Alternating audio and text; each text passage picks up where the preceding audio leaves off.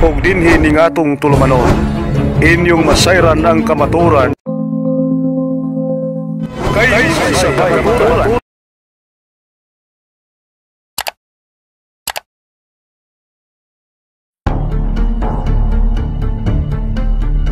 Araw, magandang hapon, gabi sa ating mga kapatid. Muli sa awa tulong ng Diyos ay may panibago na naman tayong special episode ng Ang Dating Landas. At dito natin makikita ang pag-atras sa tanungan at pagiging hindi tunay na Kristiyano ni CJ David. Dahil ang tunay na Kristiyano, gaya ng binabasa natin lagi mga kapatid, in 3:15 of 1 Peter, handa sa pagsagot.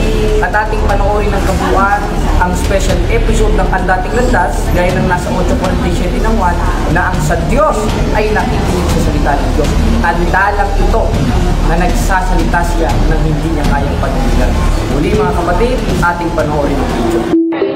Hunyo 15, 2025, tanghali sa Tondo, Manila, pumunta ang aming grupo sa tinatawag na sektang Amazing Hope Manila Campus, kung saan ito ang pinamumunuan ni CJ David o isang vlogger na pastor na wala nang ginawa kundi manira sa Iglesia Katolika Apostolika Romana.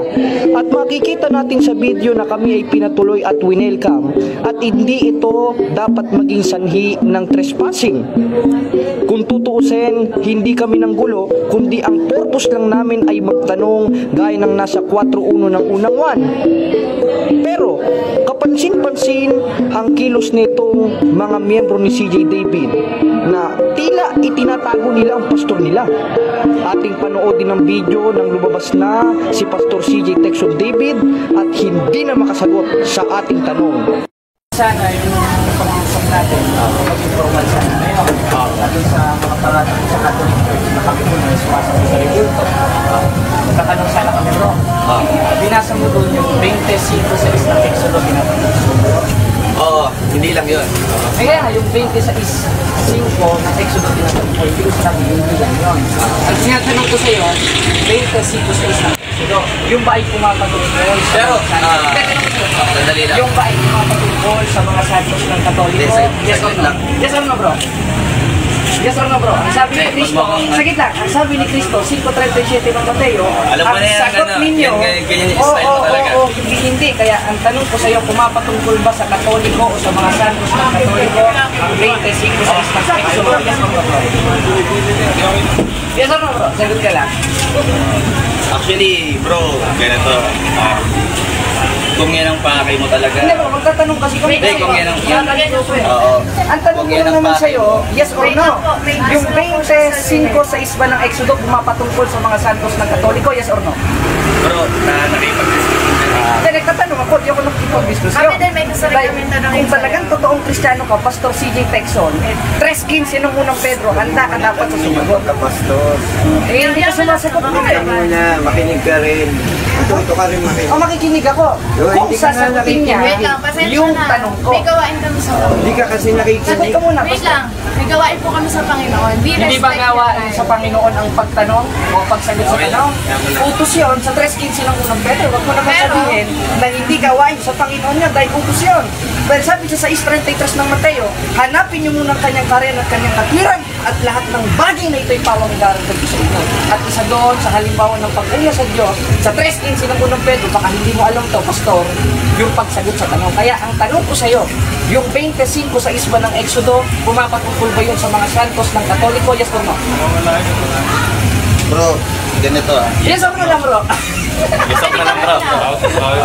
Hindi kasi masasagot ko ng biti na paliwanag. Ganito, bro. Kaya nga, May... ang tanong ko nga sa kanya, yes or no lang. Ang karapatan mo lang naman sumagot ng yes or no. Wait lang. Kasi Karapatan niya rin kung wait sumagot po. ng yes or Tatanong no, ko, Wait po. Wait, wait. 5:37 ng Mateo, kakontra mo talaga. Wait lang. Gusto Hindi ko po nga. Wait, ikaw po yung pumunta dito. You respect the answer. Hindi ko You respect the nirespeto answer. ang sagot na lihis sa tanong. Hindi. Dahil ang tanong ko sa kanya, Ako, I will yes not or no, entertain this. patungkol sa mga ribulto doon na santos ng Katoliko. Nagtatanong ang tinatanong ko. Sagutin mo, yung 25 sa isba ng Exodo, pumapatungkol ba yun sa mga santos ng Katolikos? Yes or no? Yes, ako na lang po. Yes or no lang, bro? Hindi, narapit ko ng tao. Tao rin ako, bro. Hindi naman tayo ang... Respeto. Huwag ka muna sa Sige, Paniwala ka, hinarapit ko. sagot ka mo sa tanong mo. Wait lang. Hinarapit ko ng maayos. Matters, matters. Sumagot ka ng... Kung ganyan ang gusto gusto mong style, hindi kita mapagbibig. Ayaw mo pa Kasi, makinig ka kasi. hindi ko na yung sariling style. Style ng mga na ano? 28 ng Isaias, uminom ng malakas. At sabi sa sulat ni Apostol Pablo sa 1.13 ng Tito, sawayin may kabagsikan. Ngayon, kung magsasalita ka sa internet na hindi mo kayang Magandang araw mga kapatid. Ang pag-ibig at ang kapayapaan ni Kristo ay naway maghari sa ating puso at damdamin at follow sa programa ni Brother Jared sa Ang Dating Landas. No?